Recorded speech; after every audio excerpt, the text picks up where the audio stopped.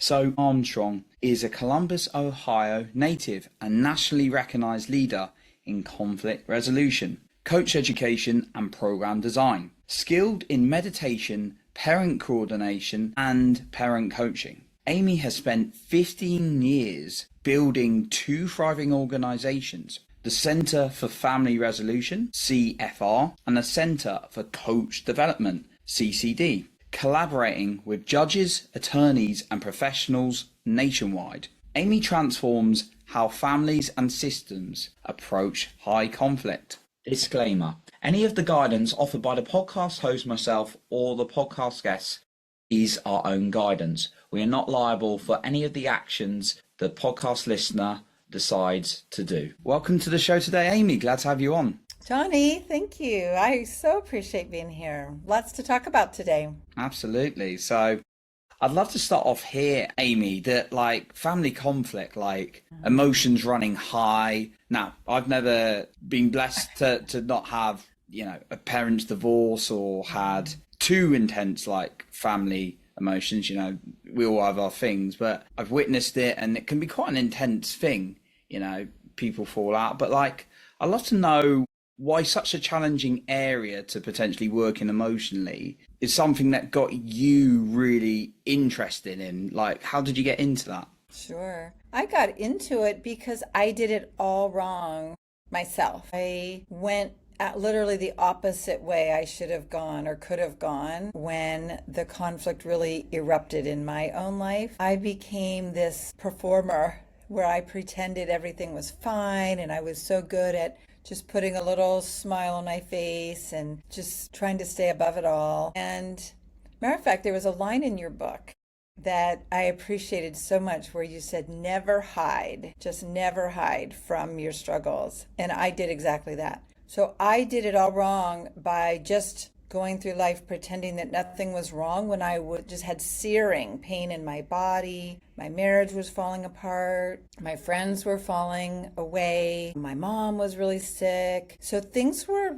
completely falling apart and I just maintained this air of being fine. And so that caused two really significant issues. One is the pain just got worse. The second is I really ended up with not much to give other people. I'm sure I wasn't the best parent. I felt like I just really couldn't engage in a lot of relationships because I simply wasn't being real. Fortunately, I had a dear friend who called me out, and she was really direct with me and told me that what I was saying really didn't match who she knew me to be. And I remember getting a little mad at her and feeling really bad about that. But she really cracked me open a bit and helped me start to tell the truth about what was really going on for me. So it was actually really ugly. It was very messy. I was very scared. And basically, I became the person I needed at that time. I became the person that could support other people in their own journey to becoming more truthful and more real. So, facing your own inner stuff, inner work, and actually being with yourself unlocked a whole world of helping people with theirs as well. Exactly. And getting to really find out in my mid-40s what it was like to have a real relationship, because all my relationships before then were very surface. I definitely loved people deeply. I just didn't engage in a very authentic way until I went through my dark time and tried on some new behaviors. And how did you start beginning to connect with yourself at that deeper level? It was kind of a miracle, really. I can still picture it. I was sitting at my desk and my three children, and I had heard that they were going to be going away for their spring break from school with their dad, and I was not invited. And I remember just feeling lost from that, and it was quite painful. And I decided I could not stay at home in the house without them there. I was too disoriented. And so I booked a flight, the cheapest flight I could find to Florida, which was our go-to for a spring trip. And I booked a flight to Tampa, Florida. And then later that same day, I got an email from an author I liked, Paul Farini, and guess what? He was offering a retreat that week, and the nearest airport was Tampa. You knew I was going to say that, right? And so I literally went by myself into a group of total strangers. I'd always liked retreat type things and spiritual type groups. But I went into a group of total strangers thinking, oh, I'll just sit in the back and, take notes. And I tried asking some questions sort of in the third person, and the leader was like, do you want to just say what's going on? And so here I was in a group of total strangers, and I just mustered up the courage to say how scared I was to not be married to this man anymore. And of course I cried and looked around the room. Nobody thought any big deal about it. It was just normal to share something meaningful. And so I got to practice with a group of total strangers how to just speak the truth and listen to other people do the same. So it really was quite a miracle how it fell in my lap. And there's actually one friend from that retreat that I still am friends with today that has just always been a truth-telling partner for me. But it was really cool how it happened where I had an opportunity to just try it out, not knowing if I was actually going to live through it. And yeah, I did. And I had to really work at it. It was very, very foreign to me. A whole in front of a whole, strangers, and that really sounded like it unlocked a lot of things going forward. It was wild. Yeah. And what was funny about that is the sharing that was so intense. The laughter was more intense than I'd ever experienced. We danced and sang, and it was very bold compared to what I was used to. And so it turned out that the experiencing the truth of the dark side of what was going on in my life really catalyzed experiencing that level of intensity on the good side as well. I found for myself when I've been able to go into like the dark stuff, it really allows you to go to the depth there, but actually allows the depth of the joy and the good stuff even more. By if it's kind of like avoiding one, it's kind of avoiding what you can really maximize on the good side as well. Exactly. And that's what I find with people in conflict is they want to just avoid maybe a hard conversation, but then they miss out on a lot of intimacy as well. Is that why you feel a lot of relationships stay at surface level? Very much so. It's just too scary. People feel, and honestly, it's a biological need to connect. And there's a high social risk to share something that you don't know how it's going to be received by the other person. And it may feel like a threat that the relationship might be at risk. So there's really nothing wrong with having that feeling or worry. It's just our job as we grow is to learn to recognize it for what it is and make intentional choices to share because we know it's worth it. Conflict between people, has that anything to do with being on the surface versus going deeper? I actually think it does. Because it really represents the conflict within ourselves. When we are not able to face our very real fear for what it is, we really end up hiding from ourselves. I don't know if that sounds too abstract, but we end up with pain in our body, pain in our relationships, things not working the way we want them to in our family or our career or our health, and just wanting to get by because confronting whatever's going wrong feels like, what if we don't make it back? What if we... Matter of fact, I remember sitting on my bed and a friend from this retreat had offered to sit with me while I literally explored the fear of not being married anymore. And I was so afraid to tell her about it because I thought I was just going to be swallowed whole by the scary thoughts and feelings. I didn't know I was actually going to come out the other side. And so we end up just staying at the surface because we're too afraid of uncertainty of what might happen if we actually share in our own mind or with someone close to us what's really going on with us. So we end up doing things we don't want to do. We end up saying things just to be nice, or some people say things to push someone away. Either way, we're avoiding the truth. And there's never a time that avoiding the truth is going to enhance our life. Now, totally separate from boundaries. I'd love to get into that. But actually telling something that is not true is never going to enhance our life. Truth. Truth sounds like, from the people you work with in your own experience, the truth can be quite a challenging thing to do, to feel into. Well, and I end up sitting with people that are going through very ugly divorces, even to the point of disrupting their relationship with their children. And the kids tell me that the parents' conflict makes the child feel confused and disoriented and tense. Really disrupts the child's development, or it can. And all because the parents never learned or aren't able to take responsibility for how they think and feel and express it in a way that is responsible. You mentioned about boundaries as well. Yeah, I'd love to go a little bit more into that and what you've kind of discovered in your work with boundaries. Well, am I allowed to say the word bitch on here? Yes.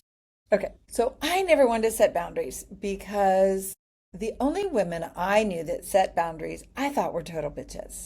And I don't say that word lightly, but it really reflects how they came across to me. That they were setting boundaries, but pushing people away and being rude. And I knew that wasn't me, right? I have a cheerful nature.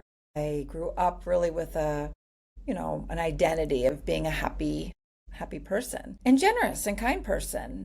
And so I cannot remember any woman that modeled for me how to set a boundary in a way that would feel like me. So in my marriage, I would go along with things, couldn't speak up about things you would think would be simple things because I didn't know how to set a boundary. I didn't know how to say what I was willing and able to do or was interested in. And saying no to something always felt really bitchy. So I literally invented my own model and tried it out on myself for a couple of years before I shared it. But it's this idea that we don't have to say no to have a very firm boundary. We just get to get clear on what it is we do want or what we are willing and able to do and declare it very clearly, having nothing to do with criticizing another human or putting them down in any way. And I cannot believe to this day how well it works literally with everyone, to be able to trust my own reaction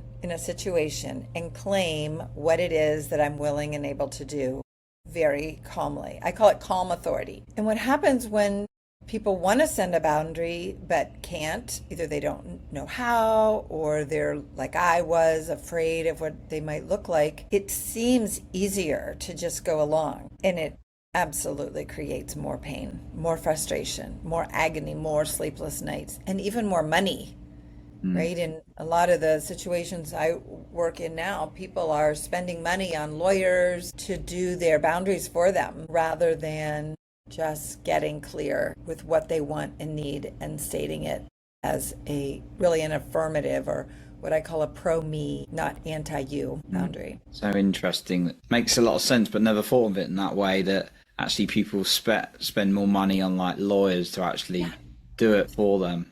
Yes. Wow. Yes. People spend so much money. I've several families, Johnny, that have spent over $1 million on lawyers for their divorce. That to me is just a crime. And yes, people see in their lawyer, oh good, this is someone that will protect me. This is someone that will set a boundary for me. And what I found and what I find with my clients is as soon as they learn how to set their own boundaries, they can do so much of their own work and rely on lawyers for legal matters, of course, but not for all their emotional support as well. Wow. $1 million. That's crazy. Believe it. Now you said it, but it always shocks me just to set a boundary. It is shocking. It's really shocking.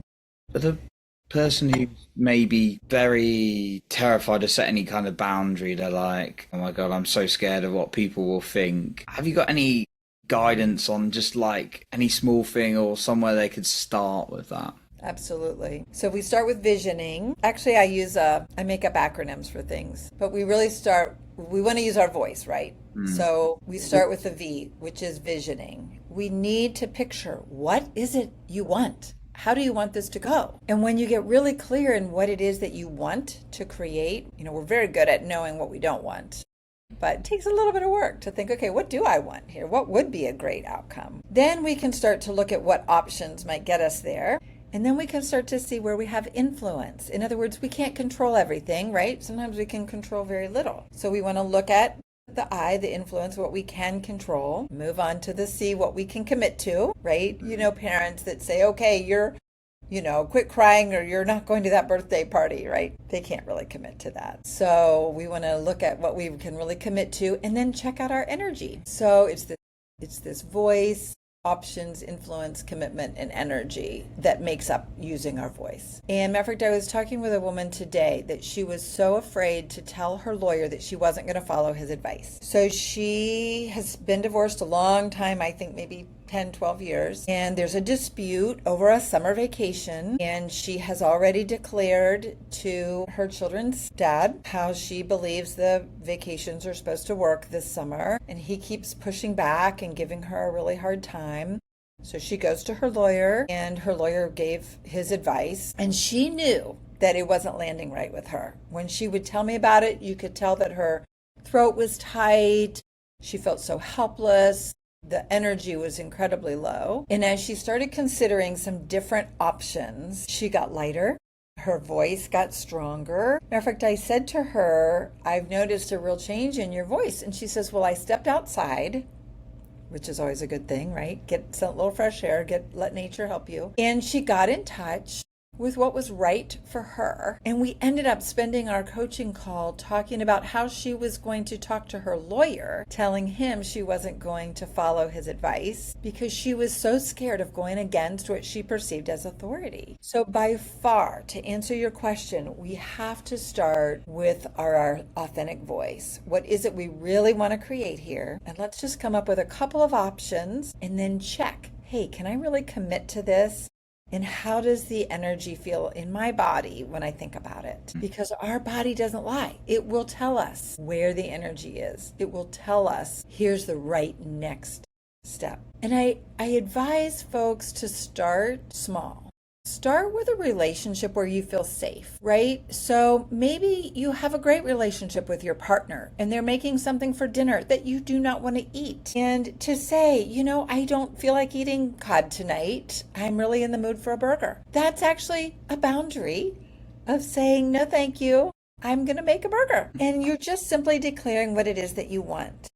There's nothing wrong with the meal the partner prepared. You're not criticizing anyway. You're just declaring, this is what I'm going to eat tonight. And even something like that can feel scary because you don't want to offend your partner. And maybe it's going to cause a conversation that you don't really want to have. So you decide, is it important to eat something you want for dinner? And if it is, and you can commit to following through with making your own dinner or whatever it is that's important to you, try it out. Practice. It's a muscle. It is a muscle, that mental mindset that says, you know what, I can actually get clear on who I am and what I want, what matters to me right now, and declare it.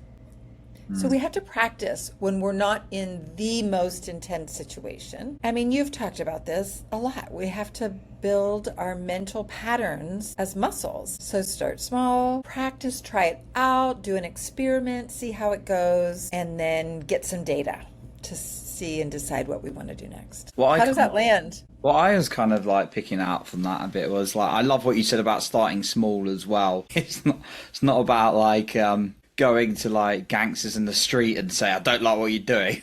Like when you, no, it's about, just somewhere you feel like safer and just that little bit of something to push you forward, little step rather than little bit large, like that. It's almost like what I got was sort of you're practicing feeling things into your safety a bit more, that they are believing. safe. Yeah, Yeah. believe. Believing yourself that your opinion matters, your ideas matter. So, playing off your idea about the gangsters, right? So, I have a lot of clients that have been in domestic violence situations. They might feel like their ex is a gangster. I had someone who wanted to call the police every time their ex came to the door because the ex was supposed to stay in the car, allow the child to go out of the house and go get in their car rather than coming to the door. And she learned to set a boundary. She kept the door locked, texted the guy, and said, we'll call him Johnny. Johnny will come out as soon as you're back in your car. In other words, she declared what she did want, and she was willing to open her door as soon as she saw that his dad was back in the car. She wasn't willing to open the door and have a conversation with him on the porch. But even in a scary situation, of course, safety is paramount. I would never expect anyone to put themselves in an unsafe situation. But even when you are physically scared of someone, you can still set a more effective boundary by not criticizing, not being demeaning and negative, but simply declaring, I will be happy to send Johnny out to your car as soon as you're back in your vehicle. That's power. That's power right there. That is power. And we all have it. We have that power. We get to keep it. So much of conflict actually takes our power away. We actually give our power away by not setting boundaries. And our job is to say, I get to keep my power and my kindness and my generosity and my good nature and my sensibility and responsibility. And we can set boundaries that let us keep all of that in place and our safety. The boundaries.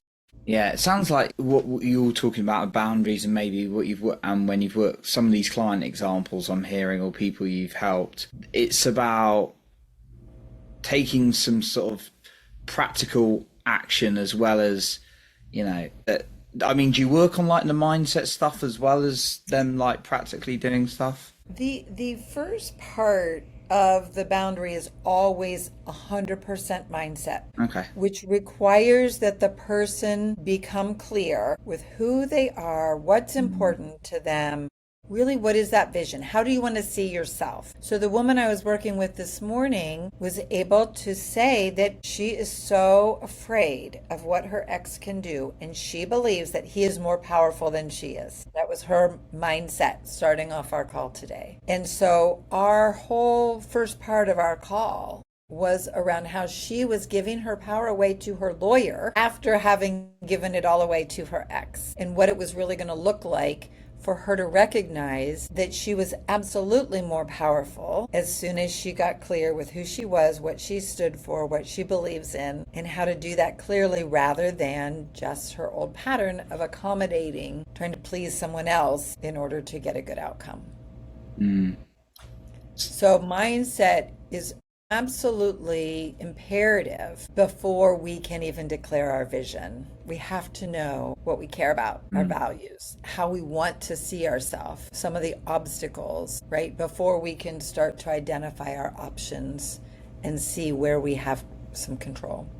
I like it. Does that answer your question? Yeah. No, I was curious because you were talking, there's some practical actions as well, and I know you've referenced the vision as well, but it sounds like what I'm getting is, or hearing is, it's a combination of, we've got to understand who you are, what you want, what feels right, getting, and then getting crystal clear. But there's also a point where you actually have to take the actions to move forward as well. So it's a Correct. Yeah. People mistakenly think a boundary is telling someone else what to do. Well, guess what?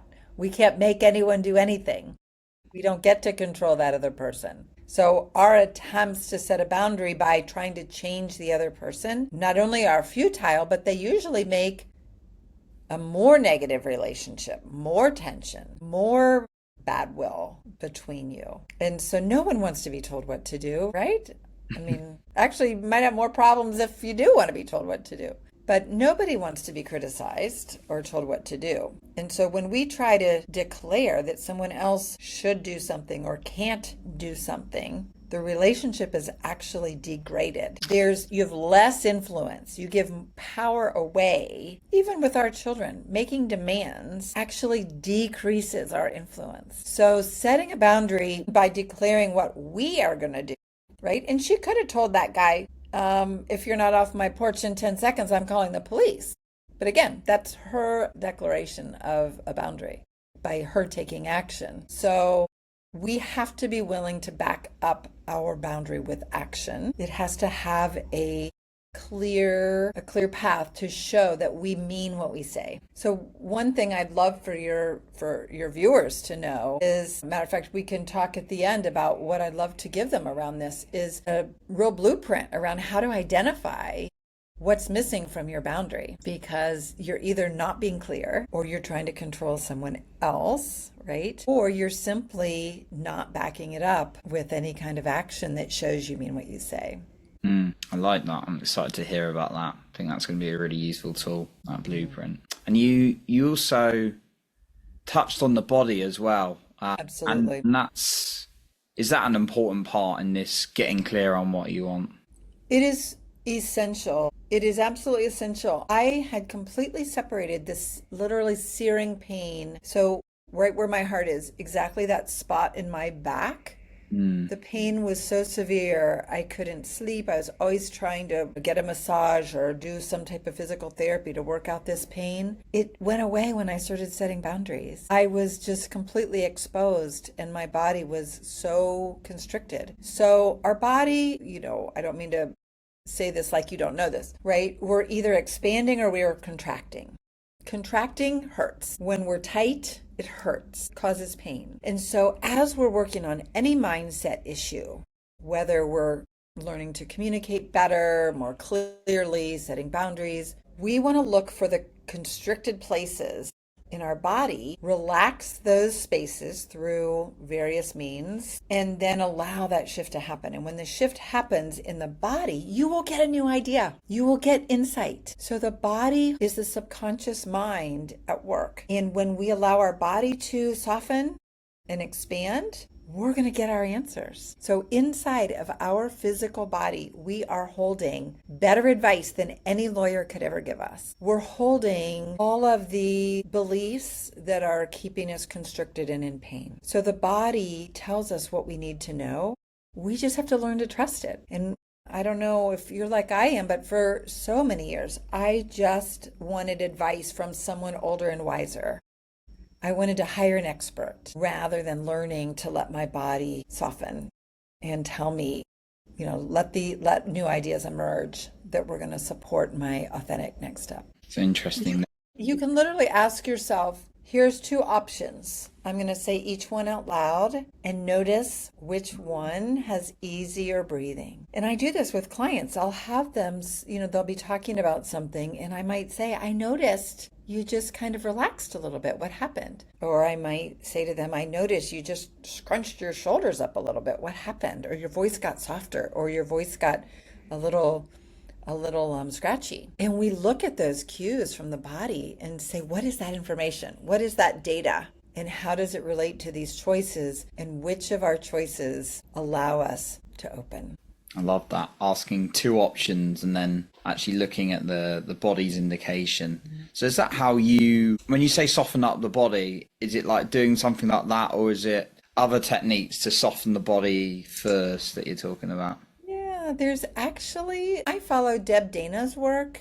Yeah. And she teaches 3 pathways, right? So we can do physical movement in the body, we can look at our breathing, but we can also look at our environment. What sort of environment do we need? I live in the woods. So for me, looking out at the trees, watching the birds, that could be very soothing to my body and help my body relax too. And then the other is through relationship. Maybe you're holding your dog, maybe you're praying, maybe you're talking with a friend. Ideally, all 3, the environmental pathway, the embodied pathway, and the relational pathway are all working together to help the body be less constricted and more expanded, so that your intuition can be in full effect, so that the ideas that are going to help make your vision come into fruition will absolutely bubble up. So there isn't any one exact exercise or movement. The formula is really trusting that you can try different ways of soothing the nervous system, and pay attention. How do you feel when you do this? How do you feel when you light a candle? How do you feel when you talk to someone that feels safe? How do you feel when you put a weighted blanket on your lap? And notice what feels soothing, because it's really only a felt sense of safety in the body that allows for healing of any kind, intense or mild trauma. So we're looking to create a felt sense of safety in the body. So I don't know if you hear this much, but so many people tell me that they don't feel safe in this place or that place. And this is very controversial. I'm actually curious if anyone's going to push back on this when they hear it. It's very controversial. We are actually in charge of our safety. And so many times when I hear someone say, well, I don't feel safe with that person, I help them shift it to say, here's what I need to feel safe in my body, or here's how I'm going to set a boundary so that I feel safe in my body. Taking responsibility for our own safety is one of the most significant steps we can take to feel safer, is to quit giving it to somebody else. Quit handing your safety over to your partner, to your mother, to your friend. Quit handing it over to someone and start declaring. I'll give you an example with my dear old dad. He's 101. Love him. Of course, I love him. I don't want to spend a lot of time with him. I spend about 10, maybe 15 minutes with him most of the times that I visit with him, because that's what feels right to me. And I actually feel a little vulnerable saying that because, I'm so fortunate to have my dad still living. And I know a lot of people would trade places. They wish they had their dad. And here I'm saying I have very limited time with him. That's what feels safe. That's how I can feel open with him. That's how I can feel joy with him, is to know that I'm going to be there for a short time. That's a boundary. Dad, I'll stop over. I can stay till 5:30. It sounds wonderful. He likes the way it sounds for me to say I'm going to stop over and I'm going to stay till 5:30, even though I'm also noticing I'm not going to stay for an hour. I'm going to get there about 5, little after 5, and I'm going to leave by 5:30. That's a boundary. And it's what I do to take responsibility for my open heart. And that's not surface level.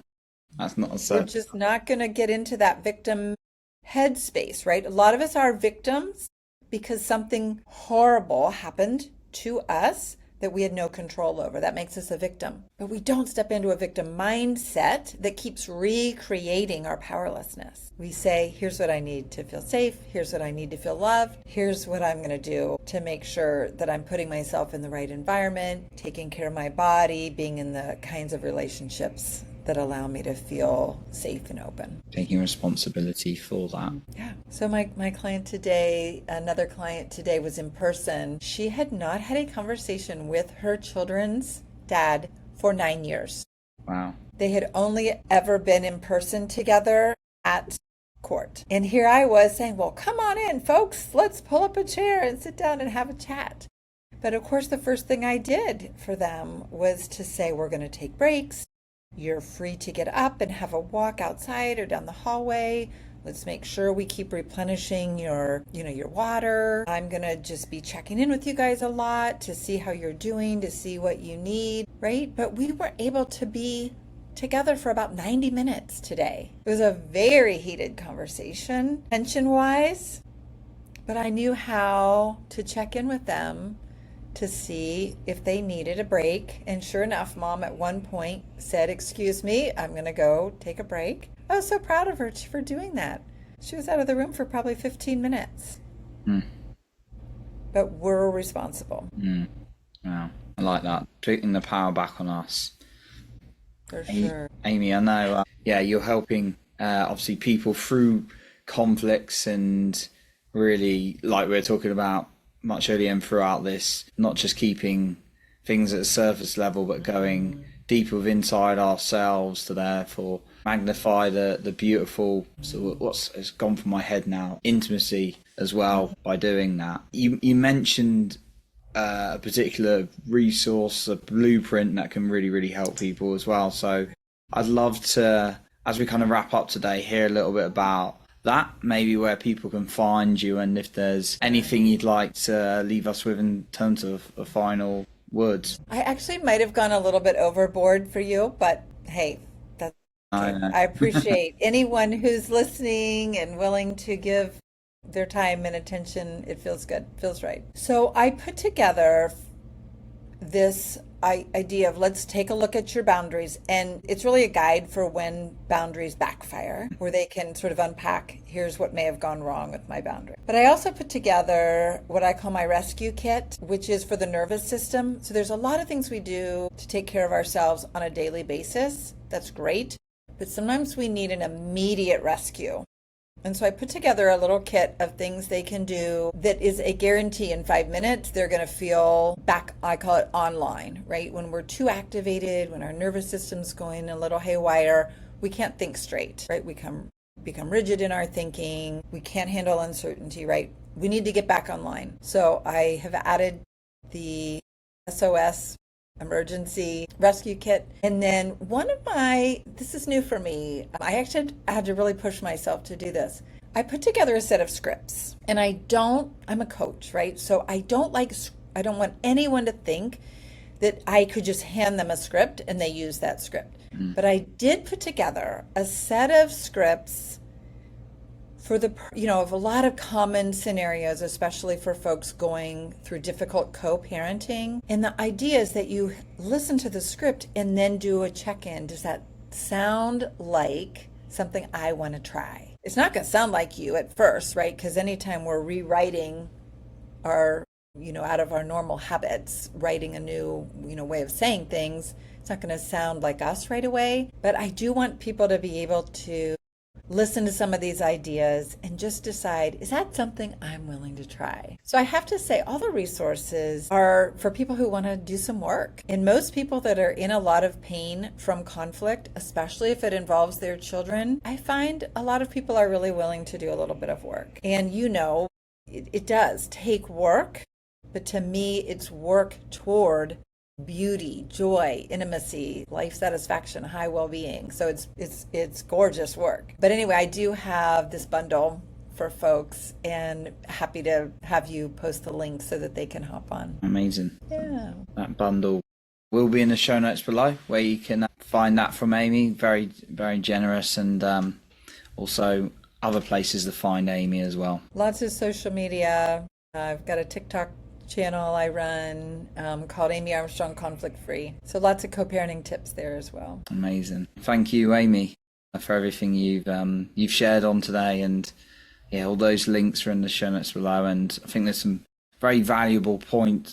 Well, I know there's some very valuable points for me and for the listener today, because conflict is a thing that a lot of people are not comfortable with, whether it is co-parenting or it's outside of that. What you've shared today, some really great frameworks, and I know those resources that the listener can get are going to help us even more. So thank you. Well, thank you for all the work you put in to this podcast. You've reached so many people, and it really shows how much you genuinely care that you keep putting out these episodes that help people up level. So thank you. Thank you. I appreciate that. So thank you, Amy, and thank you for listening today to the listener. So that concludes our episode for today. And remember to lead with your heart and not with fear.